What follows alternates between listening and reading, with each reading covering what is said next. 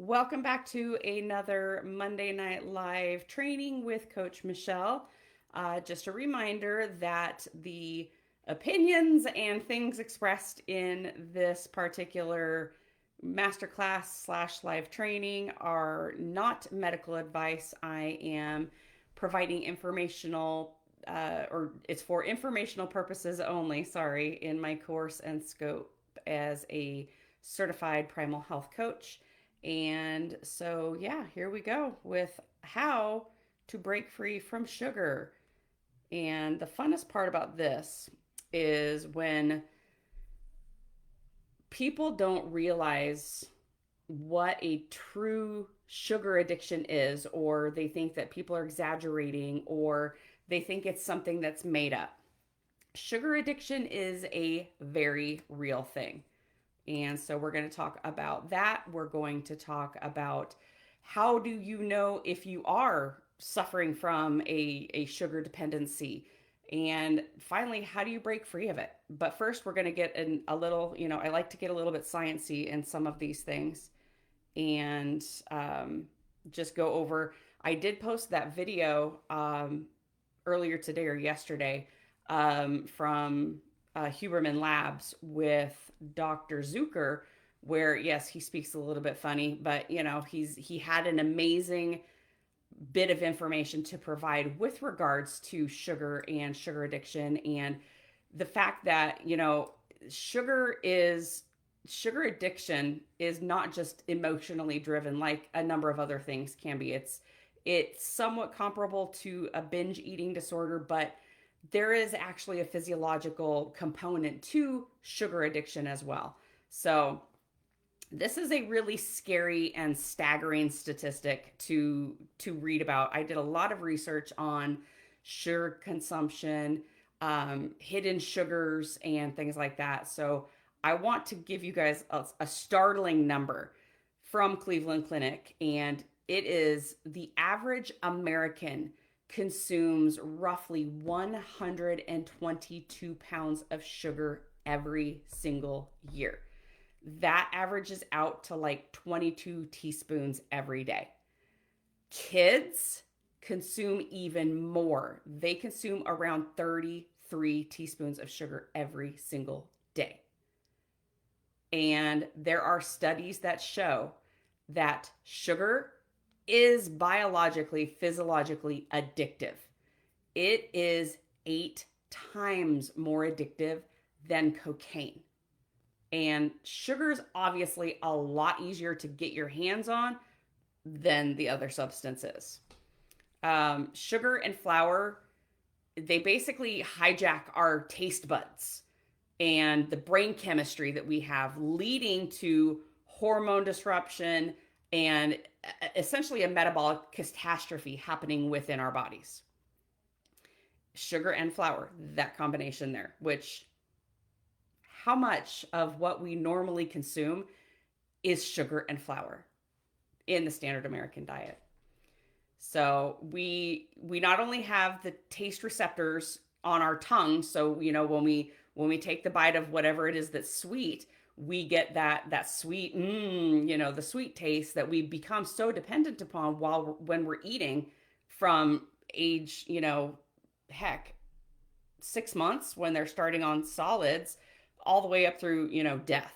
So we have the taste receptors on our tongues, but we also have the sugar and glucose receptors in our guts, and that activates that gut brain access that Dr. Huberman and Dr. Zucker were talking about in that other video that I posted.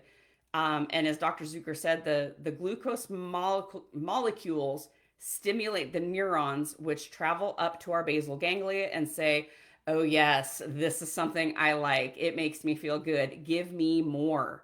How many times have you eaten something sweet? And even if you're full, you'll continue to snack on it. Even if you've got a dessert that's in a plate in front of you and you are stuffed from dinner, you order the dessert, it's right there in front of you.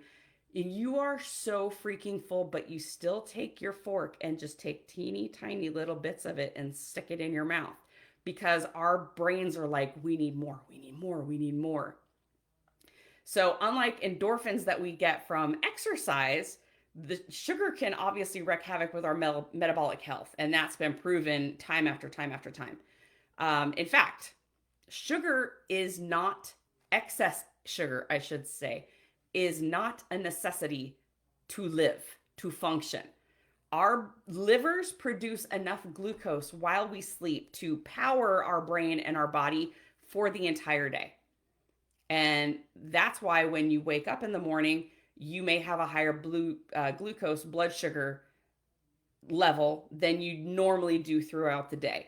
And that's what's referred to as the dawn effect. So your blood sugar will be higher because your liver produced glucose, and when you woke up, it does this glucose dump to say, "Okay, let's go. Let's get started. Here we go." So sugar is not a necessity to function. Excess sugar, I should say, like external sugar. And it's not necessary to our lives for enjoyment. And if that is what sugar does to you, that might be an indication that you have a problem. No child or adult is going to suffer from not having consumed sugar. Our happiness should not be food centric. Our happiness should be based on other things, not just food. So, as I said before, sugar addiction is as much physiological as it is emotionally driven, because we've got those, we've got things in our mouth, we've got things in our guts. And yes, it is, our body is just kind of like in this whirlwind of excitement, because the sugar and the sweet taste is stimulating things throughout our bodies. And it does cause a potential for there to be an addiction. So, signs. How do I know if I have a sugar addiction? How do I know if I'm addicted to this? Well, there are some very simple key things to look out for, but I will go through a list that I made up here just so that you can realize that if you do this on a regular basis, you might actually have a little bit of a sugar addiction. So, I mean, you're talking about cravings, eating more sugar than you planned on eating. What did I say? You've got the dessert in front of you, you're full, but you just keep on eating it because, oh my gosh. So yeah, cravings, eating more sugar than you had planned, and even withdrawal symptoms. Yes, you do detox from sugar. And it is not a pleasant experience. Anybody who's ever gone through a sugar detox will tell you how unpleasant it is. But once you are free, you're free. So let's talk about cravings. You cannot resist an intense craving for sugar. You have to eat or drink something sweet, something with sugar in it. That right there is like the number one indicator that you have an addiction to this substance. You have the craving and you actively seek it out. Eating in secret, absolutely, Ashley. You crave sugar after stressful situations or emotional situations, and you need the sugar to calm you down. That sounds familiar to another type of addiction, doesn't it? Or more than one type of an addiction. I need to calm down. I need this. And a lot of us do that. I used to all the time. You go out of your way to get sugary foods and drinks. I have people that will leave their office space and go to a store, go to a convenience store to find their sugar, or they stop on their way into work because they know they have to feed that monster inside of them in a couple of hours when they have their sugar crash from their breakfast that morning. I used to do that. I would stop at Circle K on my way into my office to grab a 10-pack of donuts every single morning, along with my Diet Dr. Pepper, because it's Diet Dr. Pepper. That's good for you. So, let me see. Eating constantly. You eat sugar-filled foods even when you're not hungry. Eating the sugar constantly. And then you binge on sugary foods. Again, even if you're not hungry. And as Ashley said, eating in secret. You secretly have your little sugar stash in your drawer. I remember years and years and years ago, I used to read the Babysitter's Club's books. And anybody who read those books will probably remember what I'm about to say. Part of the club, they had their clubhouse or they'd meet in somebody's room, and they had a shoebox that was filled with Twinkies and cupcakes and candy bars. It was their secret stash that they had in their clubhouse. And I remember one of the main storylines was one of the girls who was new to the group was a type 1 diabetic, and she was hiding that. So she would always say, "Oh no, I'm on a diet," or "I this," or "I that," because she could not eat the extra sugar that her friends were trying to pressure her to eat. Peer pressure with sugar. Yes, it is a real thing. I remember that from being 5, 6, 7, 8 years old. How wild is that? But guess what? I did, because I thought they were so cool and I wanted to be like the girls in those books. I had a shoebox that I would sneak candy and sugary things. I even had Twinkies in there just like them, because I'm just like the Babysitters Club. Yeah, the struggle is real, guys. I did really stupid stuff. And again, look at how young I was when my sugar addiction started. All right. So, and then withdrawal. Yes, you are going to end up going through withdrawal symptoms if you have a true sugar addiction. You're going to have, you're going to be in a bad mood. You are going to have the massive cravings. You are potentially going to get the sweats because your body is detoxing from the sugar and it needs that sugar. Remember, it is 8 times more addictive than cocaine, which is scary because it's in everything, literally everything. You hide or lie about eating high sugar foods. Do you eat in secret? Do you pretend that you're not eating sweet things and you stash them away for later? Oh, I'm not hungry right now. Maybe I'll try it. And when there's nobody around, you go in there and you start snarfing, right? Those are signs of an addiction. And then you continue to eat sugar despite the negative consequences that you experience from it. Sounds familiar, right? Sounds like other types of addiction.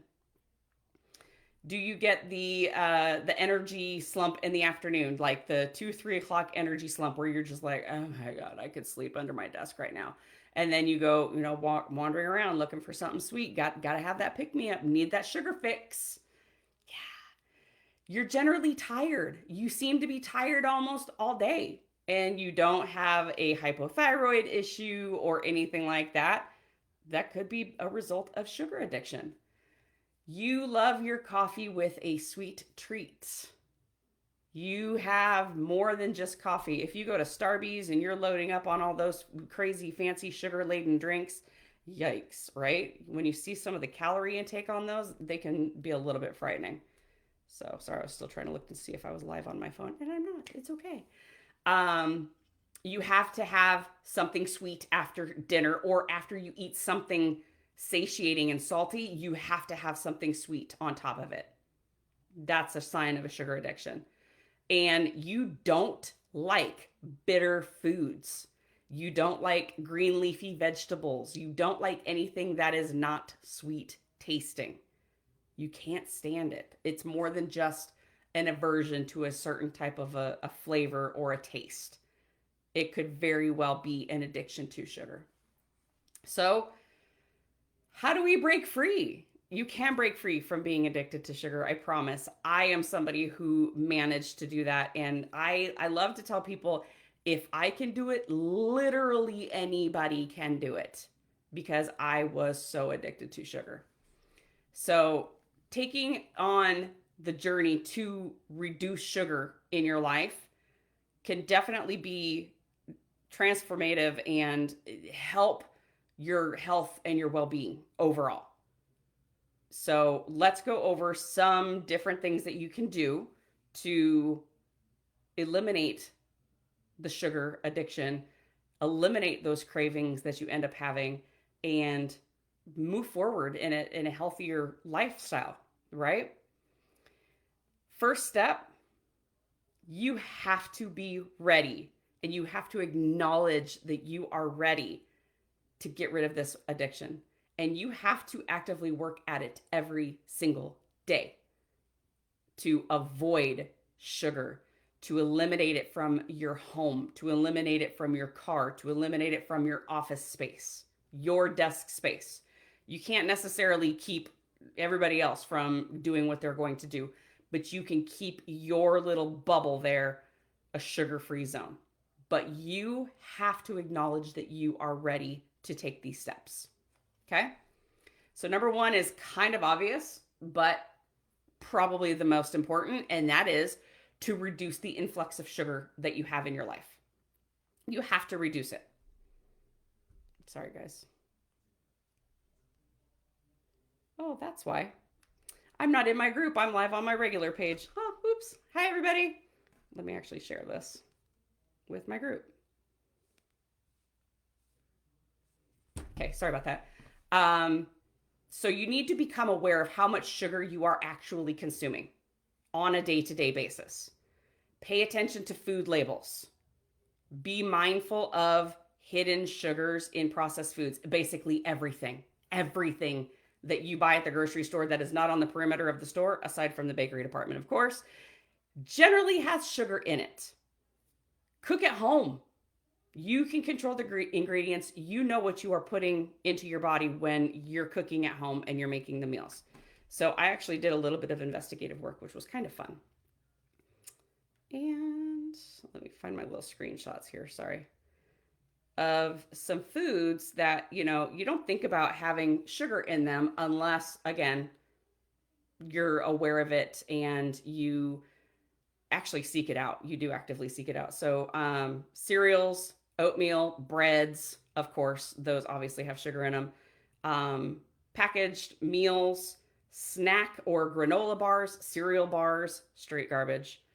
Lower calorie drinks, including coffee, energy drinks, blended juices, teas, protein bars, and meal replacements. Ensure is awful. It is the bane of my existence. I hate that stuff. It is absolutely horrible and loaded with sugar for a small amount of protein that you're actually getting in your body. Sweetened yogurts and other dairy products. Flavored kefirs, frozen yogurt, so on and so forth. Frozen waffles and pancakes. Duh.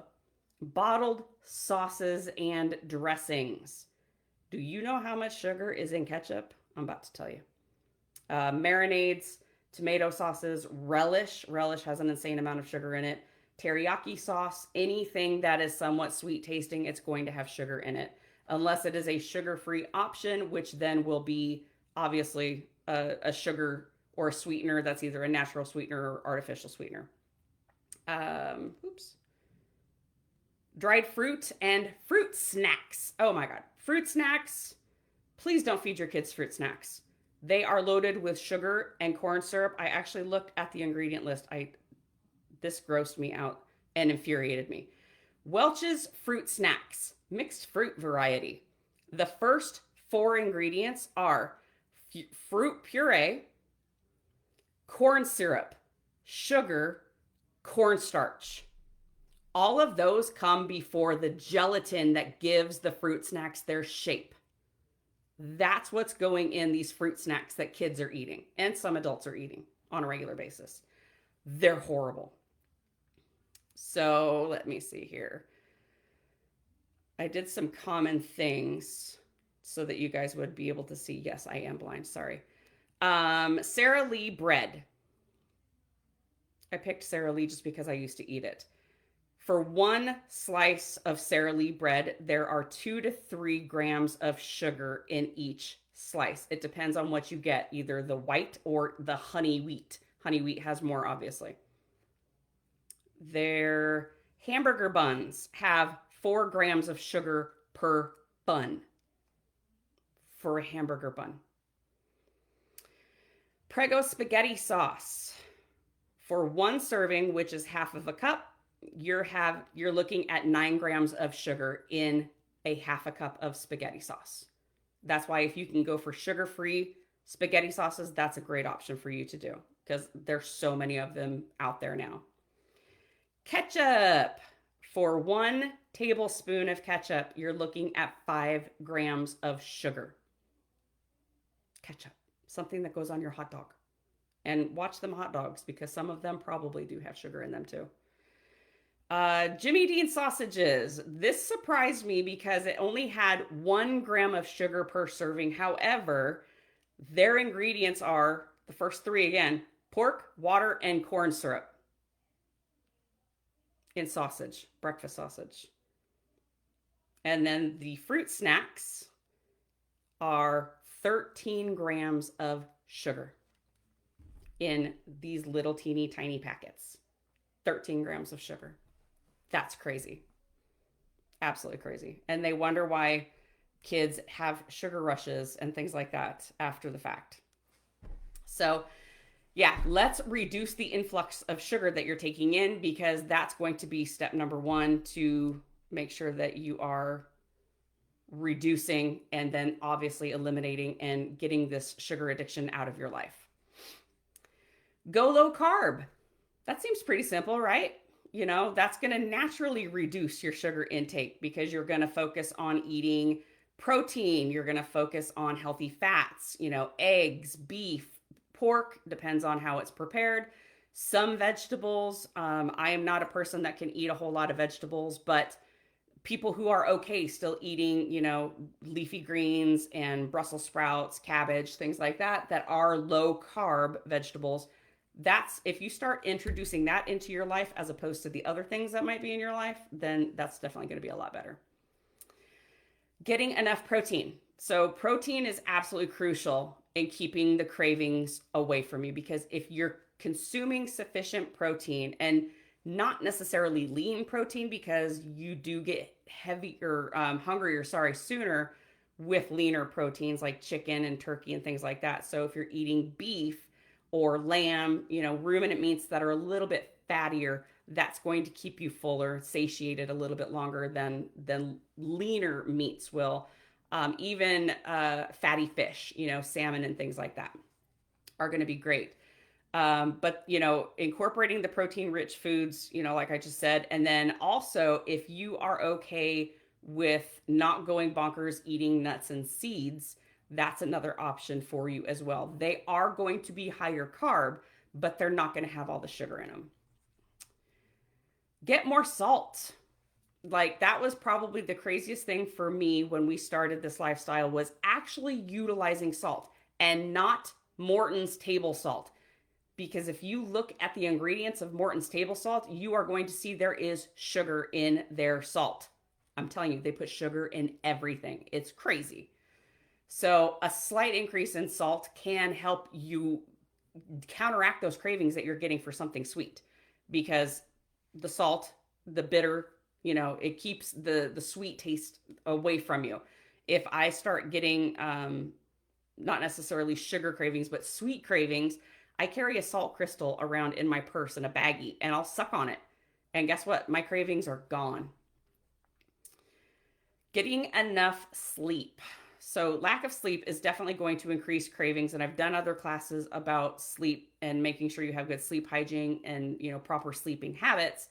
Because if you do not get enough sleep, you're definitely going to have higher cravings for sugary foods, because number one, you're tired, and you're probably dealing with some sort of hormonal imbalances, which, if you're a perimenopausal woman, yeah, you're definitely going through this, and you see the struggle and how much the cravings kind of creep back into your life while you're going through all these hormone fluctuations that are, you know, trying to make you feel like you're insane. So you want to shoot for 7 to 9 hours of sleep, quality sleep at night, to help to regulate the appetite and the cravings that you end up with after the fact.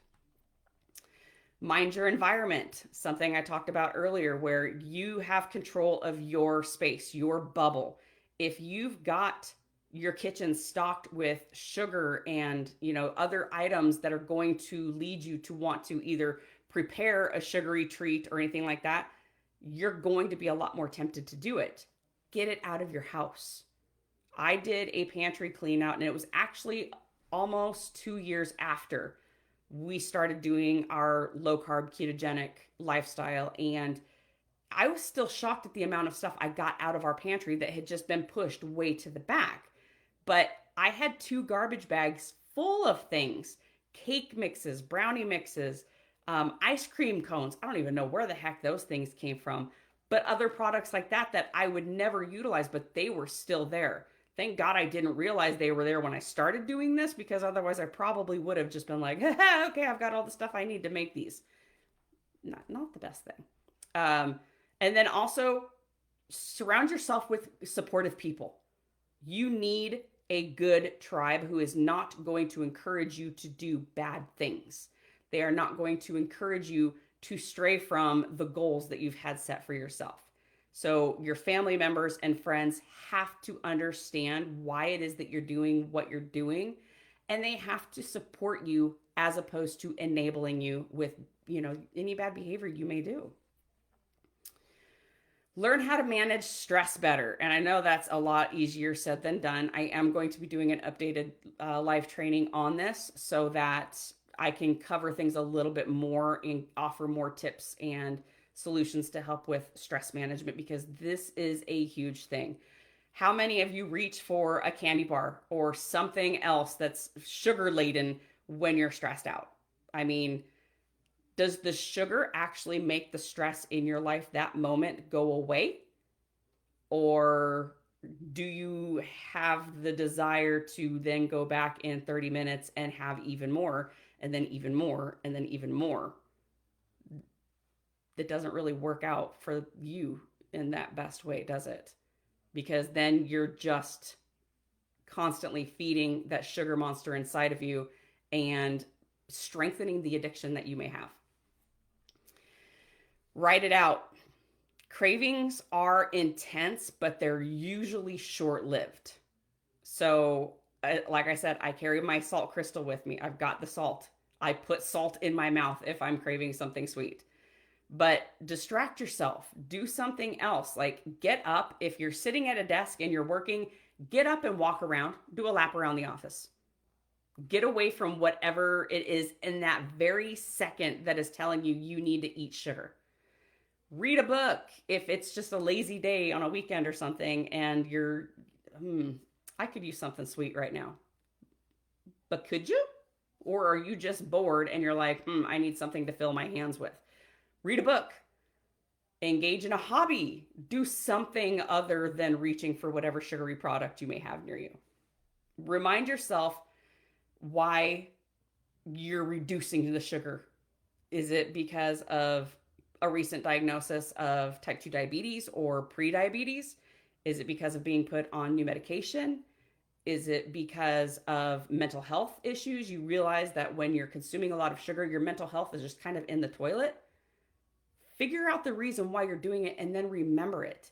That's why I encourage the why that you have in your life when you are starting out on this journey, because that why has to get you push you past all of these really hard moments. Why am I doing this? Sit with your cravings. Why am I having this craving? Have a conversation with yourself. You don't necessarily need to do it out loud like I do sometimes. But, okay, Michelle, what is driving me to want this right now? Okay, brain, what are you trying to protect me from right now? What are you trying to keep me from feeling that I need to numb with sugar right now in this moment? And allow yourself to just sit there and feel whatever it is that your body and your brain are trying to protect you from. You might surprise yourself with the things that you start to realize about yourself. Self-reflection is a beautiful thing. Find somebody to help you through the detox and the cravings. See a therapist. Somebody who can help you get through those underlying issues, the root causes of your addictive tendencies. Because that's probably what's driving a majority of the cravings and things that you're having in your life. Hire a coach, a health coach who has knowledge of strongholds and how to break free of them. I'm one. Talk to a loved one, a trusted loved one or a friend about what you're going through so that you're not keeping it inside and they understand the struggle. They may not be able to, help you through whatever it is that you're going through, but they might be able to talk you off the ledge so that you don't go and devour a box of Twinkies or something like that. And for some people, this works. For other people, going cold turkey is key. Going cold turkey is actually what helped me, because I did use sugar alternatives at first, because I can't get rid of this. I can't get rid of that. I can't live without this particular baked good or whatever it is. Actually, I can, and I do live better without it. But if you are not completely dependent on things, or you really and truly are having horrific withdrawal symptoms, use sugar alternatives. I'm not talking like, swerve, not swerve, Splenda and Sweet and Low and crap like that. I'm talking natural alternatives like stevia, monk fruit, erythritol, allulose, which I use allulose when I do my holiday baking, because it'll provide the sweetness. It'll give you that taste receptor. Will be like, okay, something sweet is coming in, but it's not going to spike your blood sugar, and it's not going to cause the issues in that gut brain axis that's like, oh wait, give us more, give us more, we need more, we need more. I actually have the opposite effect when I have something made with erythritol, because it is so sweet to me that I eat very little of it because it's just too much. And so eating less of something is not a bad thing, but use them sparingly. Don't be dependent upon them every single day. If you have coffee in the morning and you need a little bit of sweetener in your coffee, okay, that's one thing. But having multiple items that you're eating every single day with different sweeteners in them is not going to help you break free of whatever stronghold you've got that's keeping you thinking that you have to have this sweet taste constantly in your mouth. And then, yeah, because it says it can still lead to a sweet trigger, and you want to be able to move past that. You want to be free from cravings that are going to continue to drive and basically drive you crazy as well, because you feel like you have to have something like that all the time. You have to have something sweet. Just like when you have a bad day at work, I have to have a drink, I have to have a glass of wine. You don't have to, you want to. If you have to, you need to look into what the reason is behind having to have that particular item. So, yeah, let me see here. There were some things that people had talked about in my group that I want to cover.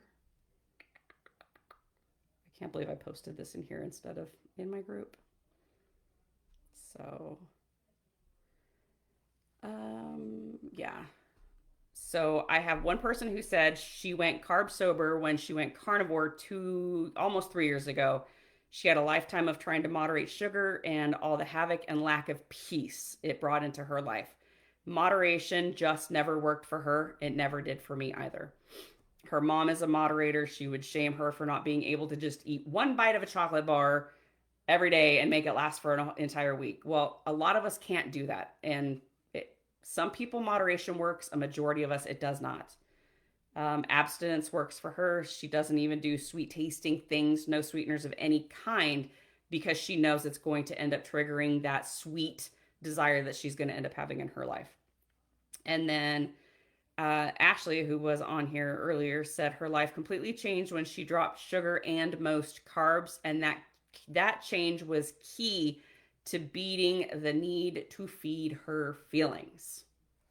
So, Kay, honey is it's kind of a gray area. Some people can consume honey and be just fine because of the glycemic index, but for some others, it can again lead to more sweet triggers. You want to keep having something sweet because the honey is going to send the same receptors, from your gut up to your brain saying, "Ooh, we like this. We need more. We need more. We need more." Whereas these other natural sweeteners are not going to do that. That's not going to stimulate those neurons that are in the gut down there. So some people are okay with it, others aren't. I would prefer people consume honey sparingly as opposed to cane sugar, which somehow it has gotten glamorized and made to sound healthy, and it's just freaking sugar. It's sugar. So it'll do the same thing as table sugar will. So yeah. So I don't have any other questions on here. Most of the questions I get inside my group. Again, I apologize for going live in the wrong thing, but Facebook's always fun, and let's just play around with it. But by implementing the strategies that we talked about, tonight, you can gradually reduce the sugar intake and build healthier habits. If you can't go cold turkey, okay, don't go cold turkey, but do less every single day until you don't need it. But if you still get those triggers every single day, you need to cut it out. You have to go, done. I can't consume this anymore because I can't break this habit. That's the key to making sure that you can move forward in a healthier fashion and not be dependent upon a substance, no matter what it is. And again, remember, it's a journey. It's not a race. Small, consistent changes are definitely going to make significant improvements in your life. And realize that there really is no finish line. This is a lifelong change. This is something, it's not just I have to fit in a dress at an event in 6 months and then I can go back to eating however I want to, whatever way I want to. That's not what this is about. This is about being healthy, being your healthiest self for the rest of your life, not ending up with metabolic diseases, not suffering with type 2 diabetes, not dealing with the illnesses that come along with it, including autoimmune disorders, because there are so many things that are driven by sugar, and we don't want to be a slave to sugar in our lives. We don't want to be a slave to any food in our lives, but specifically sugar, just because of how addictive it truly is. So if there are no other questions, I will go ahead and end this live, and I will see everybody later. Bye.